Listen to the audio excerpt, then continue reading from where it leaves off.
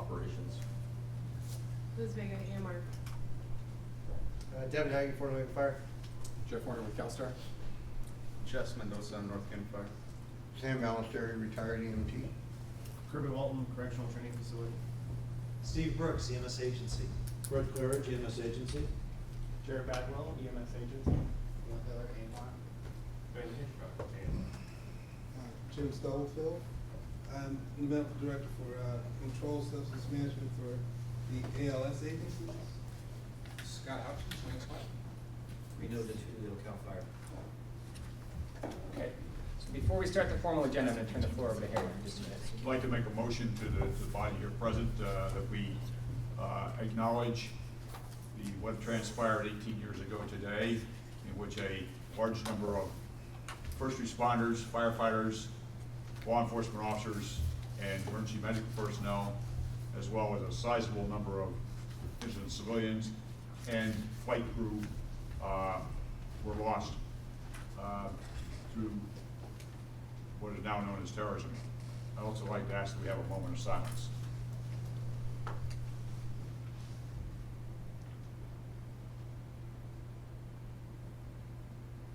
Thank you. Okay. So, starting with item one, first of all, we want to introduce Dr. John Beerley. Hi, thank you. Do you want to tell us maybe a little bit about yourself? Sure. Yeah. I touched base on this on the previous meeting, but so I took over for the job of EMS Medical Director on August 1st, and I initially grew up on the East Coast. I was a firefighter, paramedic for about 12 years there.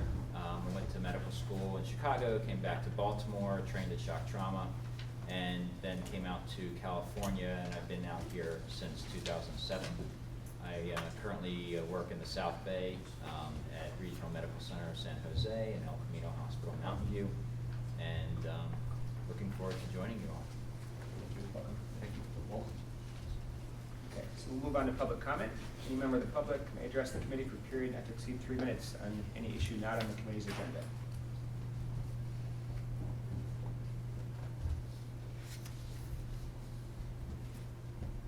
Okay, hearing none, we'll move on to item 3, approval of past EMCC meeting minutes, which were sent out with the email a few days ago. I would move approval of both minutes. I would second approval of the minutes. Okay. So, item 4 then, we have a MAC update. Do we need We just. Oh, yeah, we'll vote that, yeah. Okay, I'll approve. All right. Yeah. I need to abstain, I wasn't a voting member in that. Sure, okay. All right, so then moving on to item 4, the MAC update.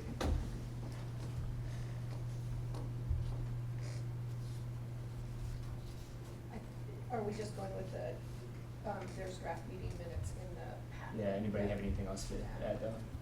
No? Okay. Okay, and EMS Operations Subcommittee? Again, this was on the email a few days ago, so. Okay. So performance metrics. Jared, I guess we'll turn it over to you. So just briefly, the current graph representing the compliance to the 800 and MCI drills are included in the packet. We continue to see some mixed compliance, overall much better. You know, obviously the purpose of these drills are to establish readiness so that when something happens, the hospitals and the EMS system is aware early of something that happens, so we continue these on a daily basis. We can look at the reports if anyone has any questions, otherwise the reports are included in the packet. Want to maybe just summarize anything pertinent? SVMH has continued to have some issues with the 800 response. There's technology issues. They have budgeted for some new equipment, and that should fix it. That radio IT, County radio IT has been engaged, and they will be installing the equipment. I'm not sure when, but soon. And then we will, further test and try to evaluate if that fixes the problem or not. But overall, the purpose of the drills is to establish, did the communication work? wherever that failure is, we need to identify it. So we're working on that. Otherwise, everything is pretty good on the drill status. Okay, Thank you. So AMR response dispatch time. Good morning, everyone. The response time reports were sent out with your packets, so hopefully you had a chance to look over those. I'll just go over the highlights of what you saw in those reports. Dispatch times, as has been going on for many, many years, remain well within the contractual requirement of 59 seconds. AMR averages around 33 to 34 seconds getting those calls out, so we haven't had a problem with that for a very long time. Overall compliance by priority met the contract requirements. Priority 1 was 91%, Priority 2 was 92%, Priority 3 was 94%, and Priority 4 was 96%. The other priorities didn't have enough calls for us to measure compliance. We have to achieve the 100 call minimum before we can assign a compliance percentage to those particular priorities. The green zone met compliance in all priorities. Priority 1 was 90%, Priority 2 was 94%. In the yellow zone, Priority 1 was compliant at 90%. Priority 2 was not compliant at 88%. And we're going to have a more extended talk about compliance in the yellow zone in a later agenda item, based on some discussions that we had at the last couple contract compliance work group meetings. There were not enough calls to measure for compliance in the orange zone, and there were 85 calls in the red zone. We don't assign a compliance percentage because there's no response time requirement in the red zone. So simply we had 85 calls in the red zone, which is the wilderness area that we measured. Anybody have any questions about that? Okay, thank you.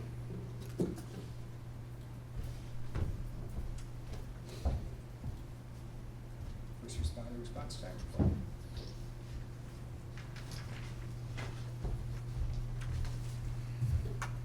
So just a brief update, the EMS agency has concluded the calculations of the first responder response times to EMS call by fire district. We are close to validating to ensure the methodology and the information is as solid as it can be. We will then engage the fire districts with this information, discuss as needed, and discuss how that can impact our system or what other ambulance resources may be needed in the future to respond to any needs necessary. So we may have some information by November for this committee, but before then we will be discussing with the fire districts themselves if there's any concerns, but it is a new measurement to the 90th percentile, similar to what we do for the ambulance. So. Jared, do you have any idea how this will be presented, or you're not that far yet? I don't think we're there yet. Okay. We've got the data. The next step will be to disseminate the information to the respective districts. Right. Discuss as needed how that information can be used to make the system better, and then perhaps bring it back to the committee or not. I don't think we're there yet. Yeah. Okay. So, Jared, what metrics are you, response times, on-scene times, what are you? Yeah, so I'll try to go over the methodology. It was basically capturing all EMS calls by district based on first assign and first unit on scene. So if the unit did not arrive on scene or was canceled en route, those were omitted. These are mutual aid out were omitted. So it's just an indication of the 90th percentile response times to EMS calls.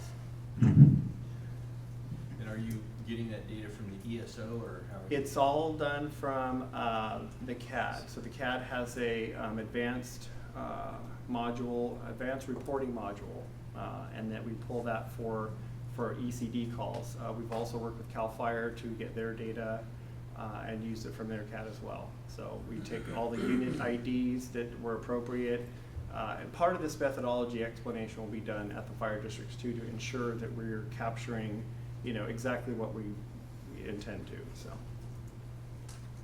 It's going to be interesting to see what the comparison is, but I think that we have to be very cautious in comparing district against district, because all the districts are different. You will see that, Demographics, absolutely. Geography and everything else. Absolutely, not all districts, there's a wide range of needs and coverage, yeah. Right.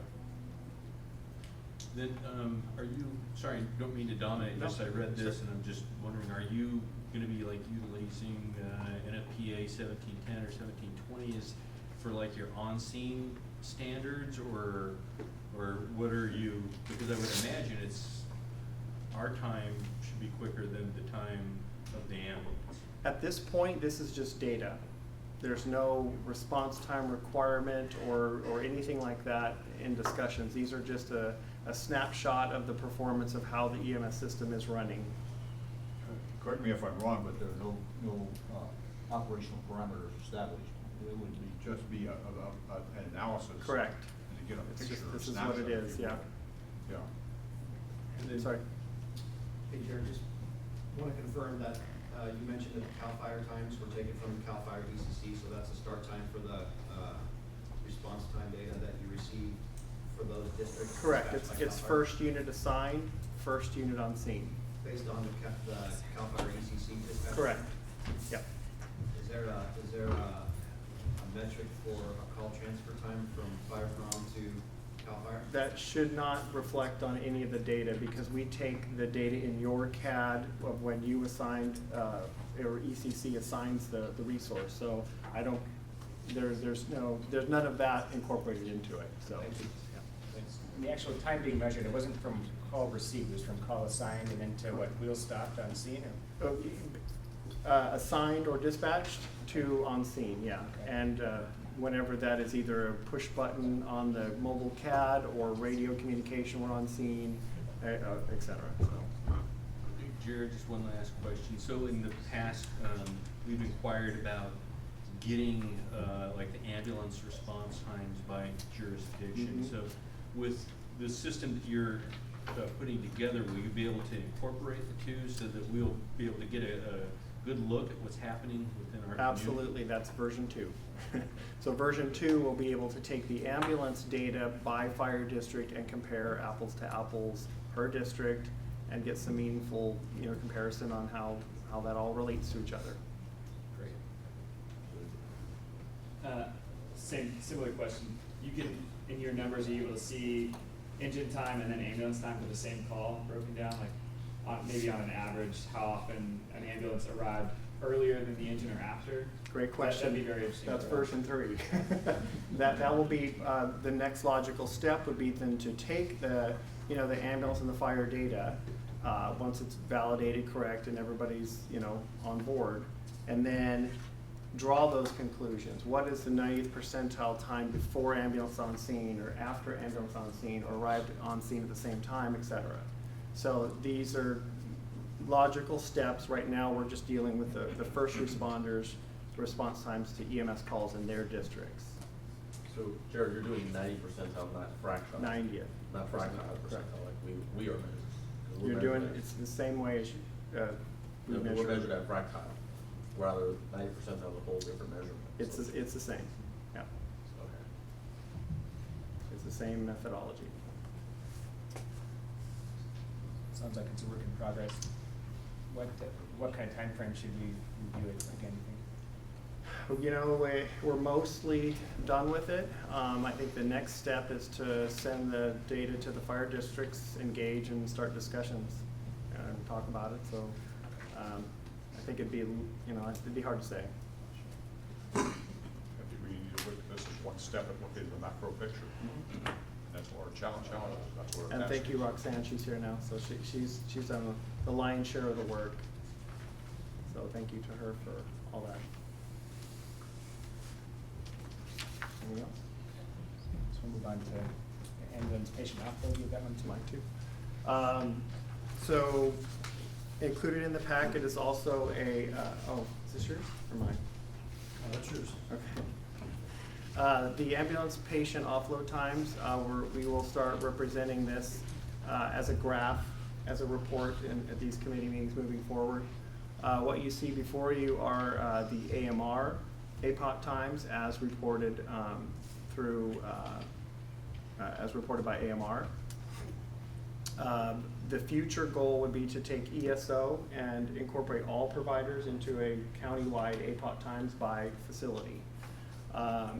If you look at the graph, you can notice that when we first went to ESO, we saw some variances in performance, which was likely just getting used to the system and stuff like that. Most of the APOT times have leveled out to where they were prior to. We just will review them and monitor them to see if something starts rising. We can address it as a system. And we talk about it at the contract compliance work group and with the facilities if there are any challenges. But luckily, this system doesn't suffer from really, lengthy APOT times. So we're fortunate with that, but we continue to look at it just to keep it on the radar.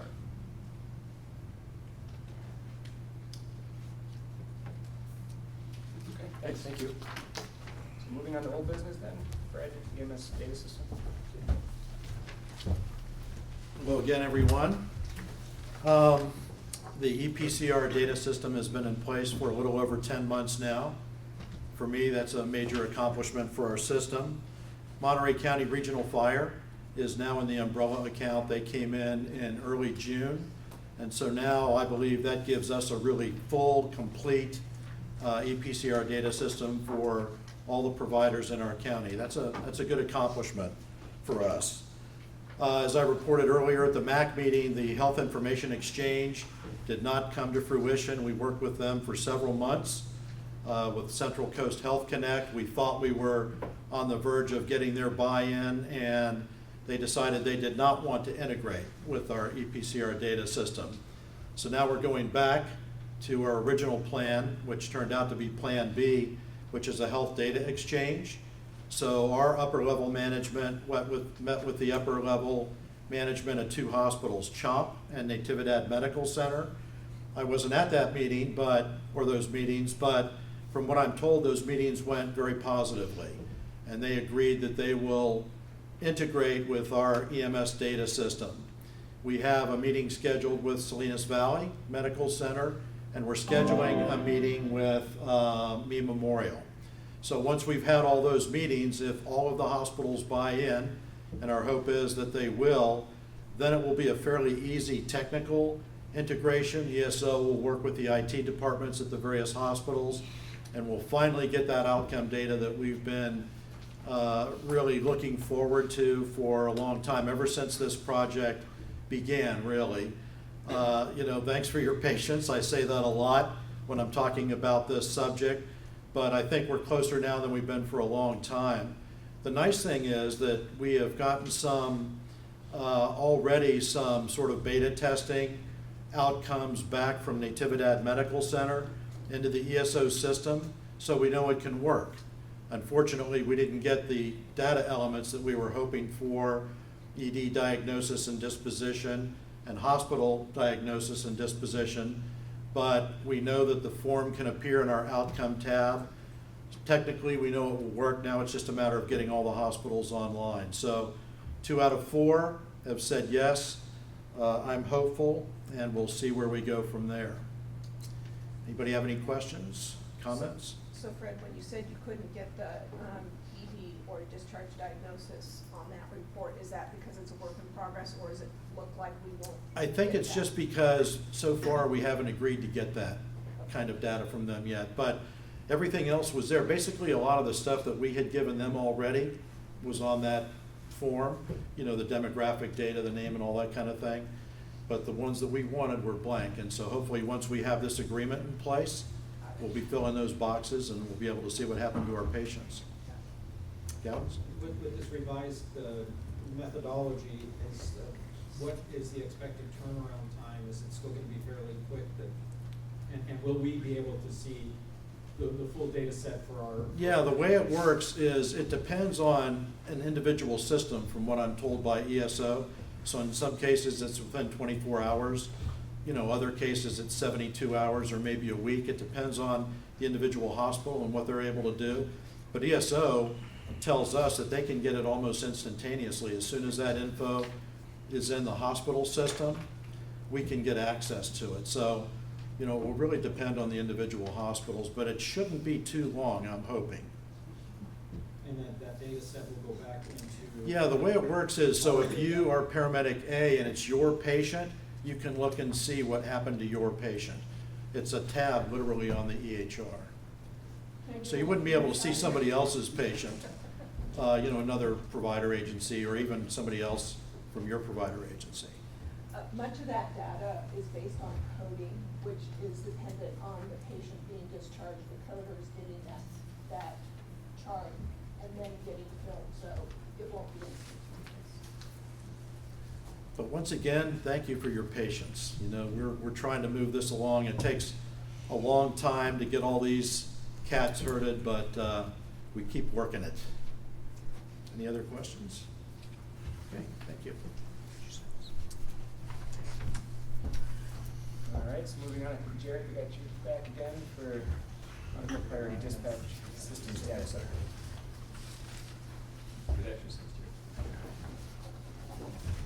The EMS system communication policies were slated to go into effect September 1st. Those are the ones we talked about all year. Originally, we're going to effect on July 1st, but were moved.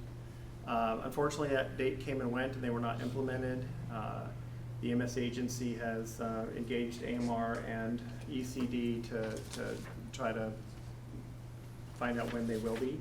And the last information I did get is that the priorities to the determinants will be updated on or before October 1st. So in the meantime, it's mostly business as usual, but the ambulance priorities to certain determinants in EMD have not been updated in the CAD system, so they're having to kind of do a manual process right now. So as soon as that is done, we'll update the group, but the last information was on or before October 1st. And how does that impact our system? There are, you know, the priorities were mainly all lumped into a priority 1 status. So inappropriately responding to calls that didn't really need it. So that's the goal with this new policy. We will have that incorporated into the CAD here, I guess, in the next couple weeks. The call transfer process, part of the policy update was to ensure all calls got MPDS.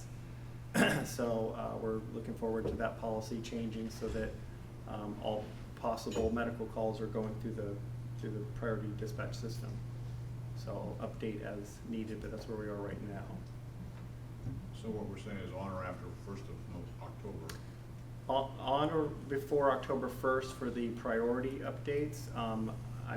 I don't know if that also includes ECD's procedure in transferring all possible callers or not, but we've continued to engage to try to facilitate getting this implemented as soon as possible.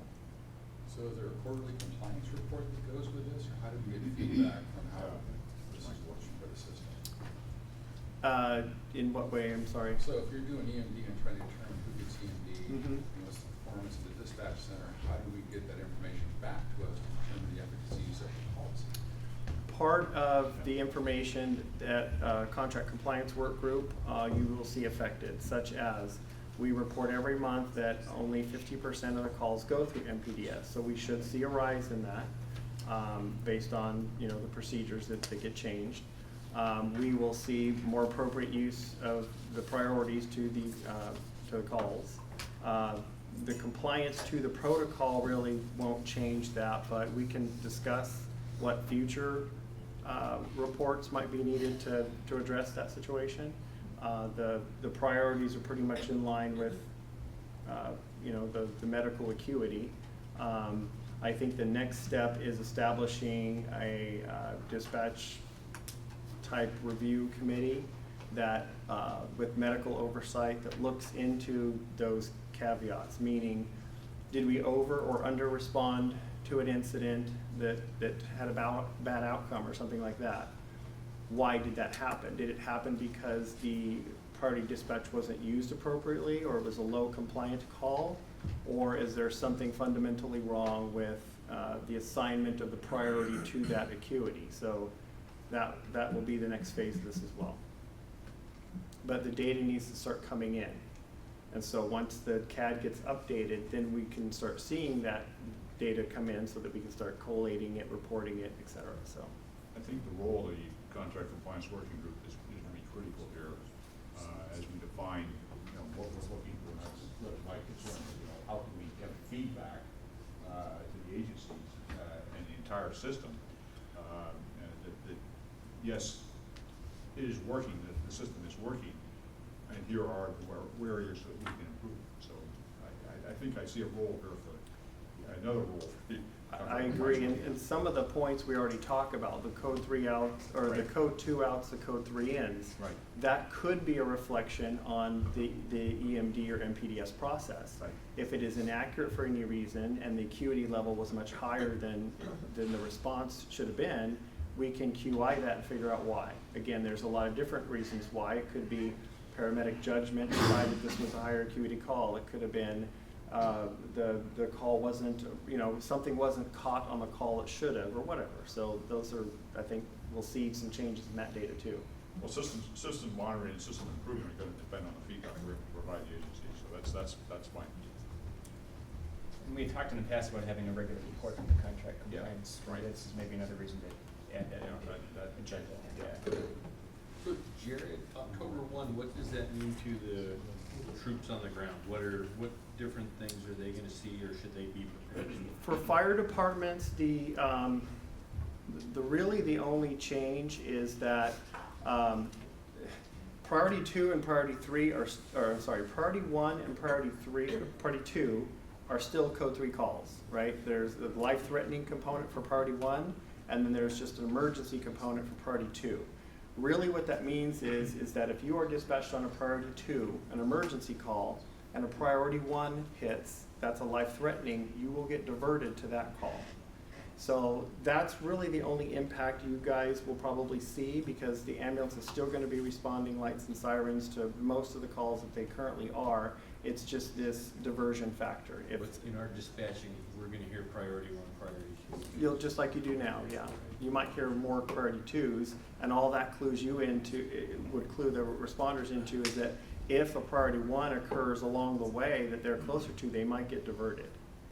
So that's how it might impact the folks on the ground. And the responders themselves, the procedure is mostly the same. The call still comes over, they initiate MPDS, the initial response is a priority 2, and then it will get upgraded to a priority 1, meaning it won't be diverted if something else comes in, if it's applicable. Is there like a training program or a memo or something that's gonna go out to the first responders? Is that up to the agency?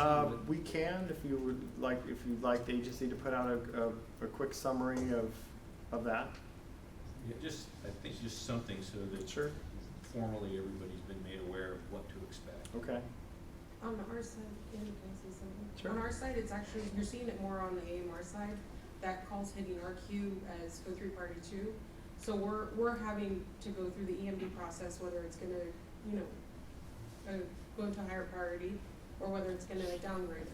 So the only thing your fire comm people will see is us either commenting downgraded code 2 for EMD, or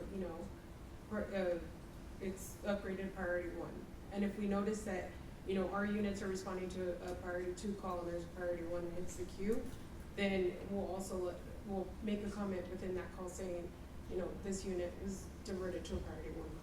So you'll see it on there. We're seeing it more on our side than your guys's, and we did let FireCom know, just so they could see, because you'll see we're responding from Verona Sanborn, priority 2, which is the way that call hit that queue, and not priority 1. The messaging will be important because it's largely not a big effect really for the boots on the ground. So I don't want to overemphasize there's no change, but it's very little, and those couple components I mentioned would be important, I think, for the first responders or the system to be aware of.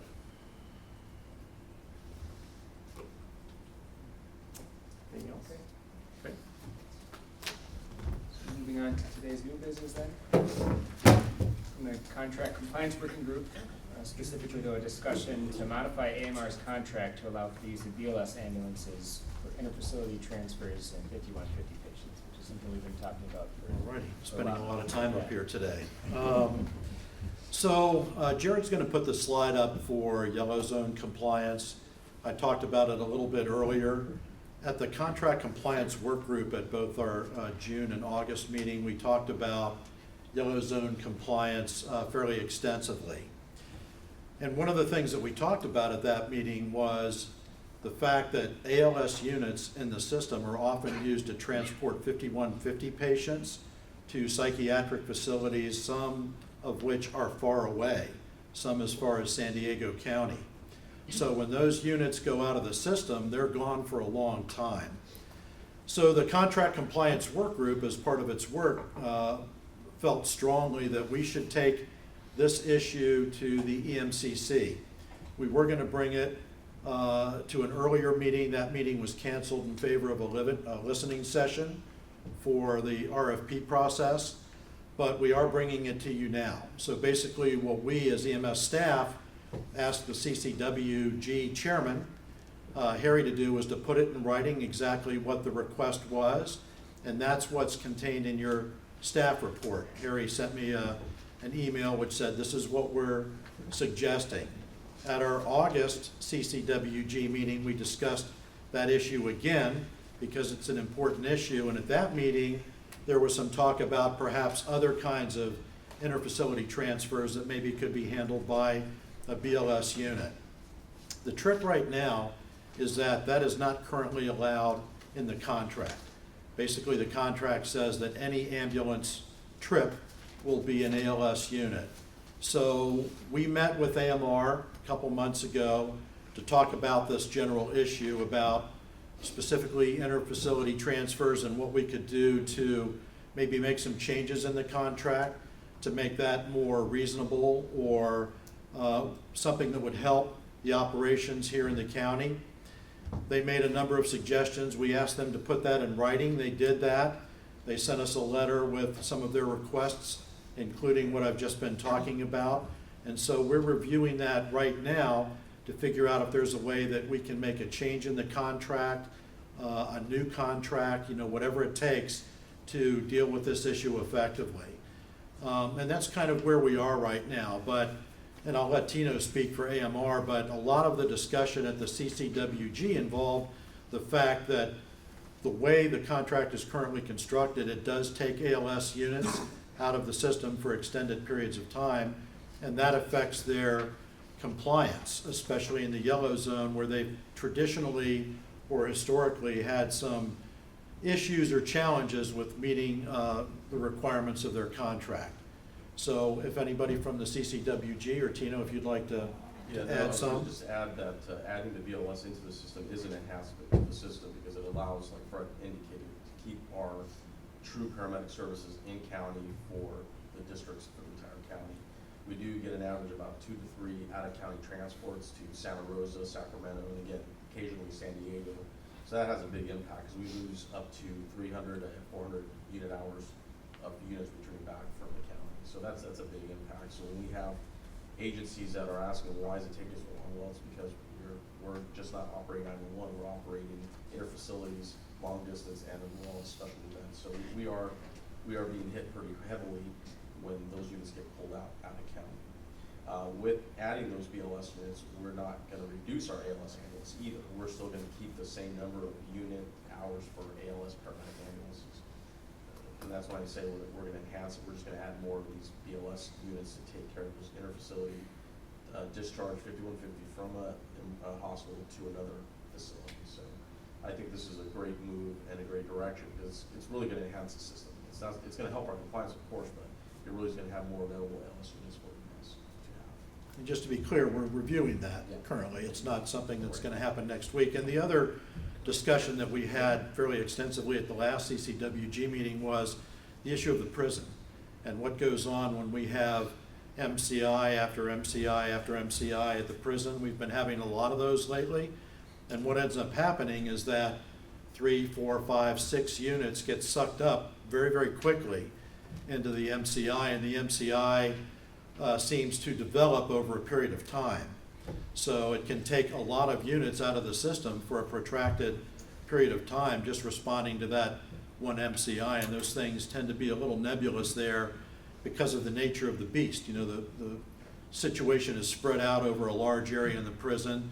They find 6 patients, and then they find they have 12, and then they discover they have 18. So it's kind of ever changing. And so that's another issue that we're looking at. You know, we want to have something that's reasonable in our contract, and we want to work with the provider to see what we can do, because when we look at a graph like this, we're concerned, quite frankly, when we see that, you know, for a long period of time, compliance in the yellow zone has its challenges. We're also, I'm sorry, Harry, one more thing I would mention is that these charts may change over time based on the new dispatch protocols, more code 2 calls, less code 1 or priority 1 calls, that sort of thing. So there are a lot of moving parts to all this. I think the critical issue here is one of operational flexibility. We've got to ensure that AMR or whatever provider we have has the tools to do the job as efficiently as possible and use their resources as efficiently as possible.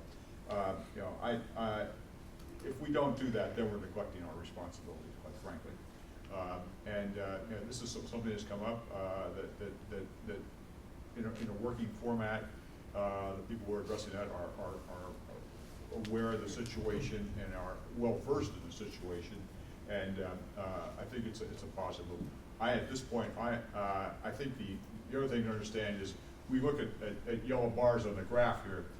What is being affected here primarily is North County in the North County Fire District area, and what I'll call the 101 corridor from Salinas South to King City, and possibly a little bit further south than that.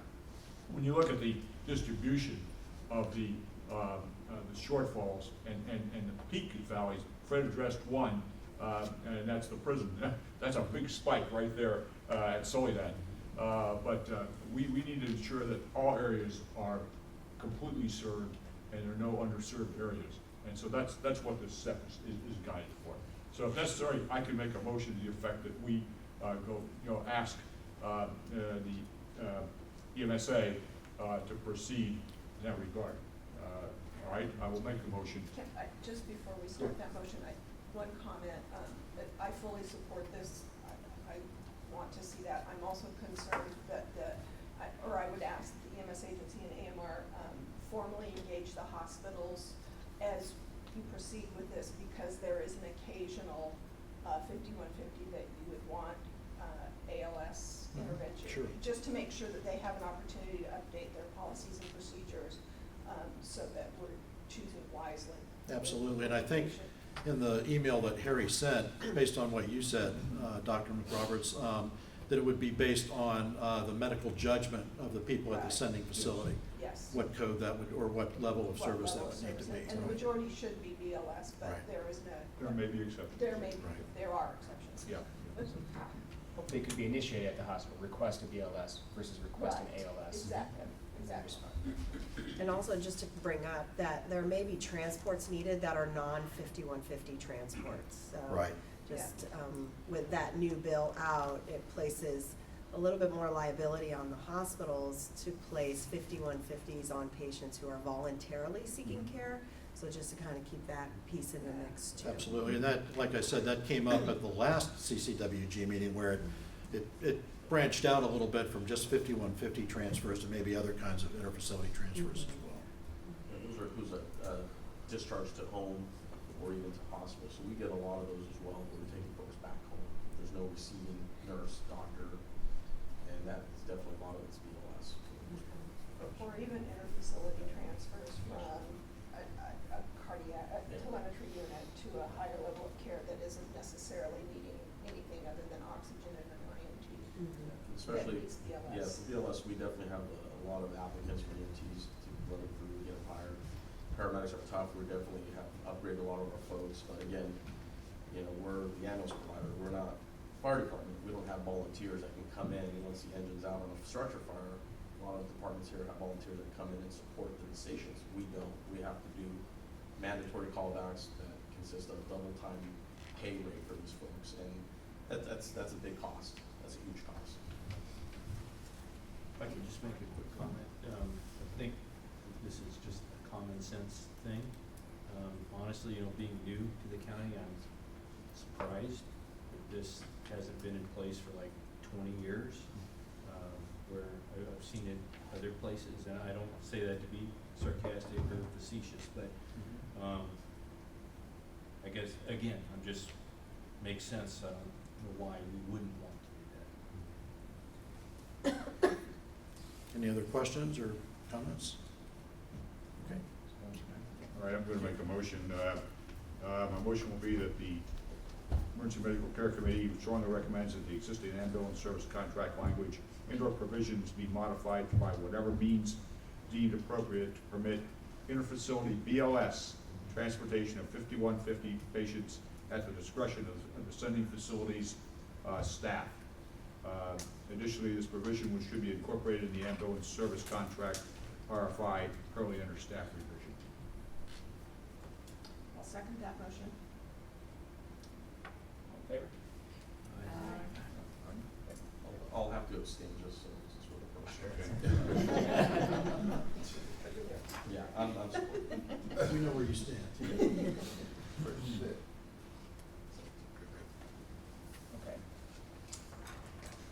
So then we move on to item B, ALS providers prescribing physicians for controlled substances. Is this gonna be you or No, Steve? I don't know. Well, I made that motion Does last Steve, time, you but wanna- I think, Steve, you wanna talk about it?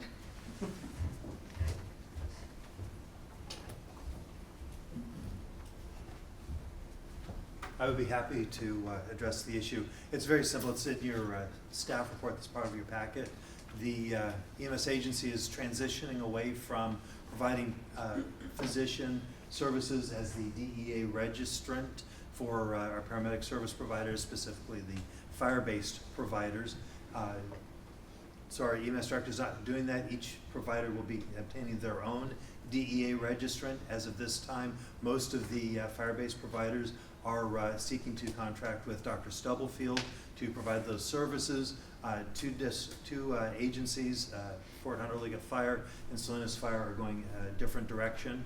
And as soon as those contracts are all established, which we hope to have, at least they say they hope to have them done by October 1st, the EMS agency will, perform a closeout review of the providers to make sure all the records are in place, the narcotics are as they should be, and then transition to the new DEA registrant physician.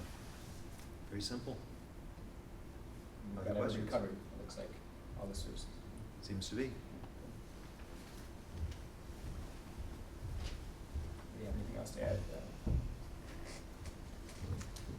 So we'll open up to future EMCC agenda items then. I think one thing that all of us get questions about is the almost ubiquitous question of what's happening with the ambulance contract. I would like to have a non-controversial update as an agenda item on future EMCCs, so that we can all go away and sing from the same sheet of music, please. I don't sing, but anyway, whatever. I think it's important to the community as a whole and the profession as a whole that we have some tangible idea as to what's transpiring. So I'll go with that. I think that was gonna be my request as well. I appreciate that we can't know specifics about contract, but I think we absolutely have the right to know about what the process is right now, where we are with a non-contract, with the contract in the future, and just an update until we're like smooth sailing would, I think is a reasonable request. This is going to be an action item as an update? I think to future EMCC agenda items, we don't need to, any one of us can request them and do that. So how would we help update on current process with Update the current status of and progress of the ambulance contract. And your old business. if we need a motion for that, I'll make a motion, but. I think it should be as formal as possible. All right, I'll make a motion that future EMCCs receive a report from staff on the status and ongoing progress with the ambulance contract. I could add to that, said report to be non-controversial and not revealing any, Larry, just a analytical point of issues. order. I think under this section, if council was here, they would tell you that you can make a recommendation to have it on the next agenda, but at the next agenda, that's when you'd make your motion to include it in the future. Okay, all right, I'll modify what Jerry said, that's a good point, I'm sorry. That we bring that forward on the next meeting and then proceed from there. So make it a new business item then for the next meeting. Yes. Okay. Doesn't require a vote. Okay. Yeah. All right, good. I have one other thing, Please. if I may. I would like to request a future agenda item based for my position. Just a little history. This position is ex officio, which basically means that whoever's in charge of OES occupies this seat. If it's not me, it's the next person. However, I've been told, and I don't know the history, that mine is a non-voting position. I'd like to seek that changed so that I can contribute as a voting member of this committee. I believe that the position itself has to go to the board, but any voting rights are done within the committee itself. If council was here, I would ask them to investigate that for factuality, but I'd like to have that, if it's a possibility on a future agenda item, to have this committee consider changing my status to a voting member. May I add one thing to what Jerry said? It's been some time since we looked at the composition of the board. Many of us were on the committee when the last composition changes were made. I would suggest that we look at the entire composition for current relevancy and include Jerry's comments as well as input to that. We did that as a board with as an agenda item. And as I recall, it may have been a specific meeting? I remember that it had to go, we voted on it, and then it had to go to the Board of Supervisors, and yeah. it was, But I recommend it was we during a transition period, and things slowed down, but it eventually got there. Okay. So what we're asking is that next meeting, we visit the composition of the board and then make a recommendation to the board of Yes, sir. supervisors. Yes, sir. Look at the total composition and relevancy of the positions there. Okay. Thank you.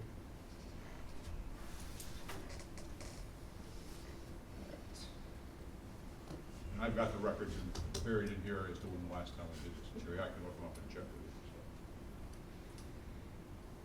Any other future EMCC agenda items? Hearing none, so on to announcements. So any member of the committee may make announcements or comments not to be discussed. I just have one announcement. For AMR, we've had some changes in our CS department. I would like to introduce Will Hiller and Ben Hitchcock. They are our new CS specialists. Paul Castlery has now been moved into the field operations role. So these are the folks that are going to be handling our clinical education stuff. So anything you guys need, these are the folks that will be there. Congratulations, guys.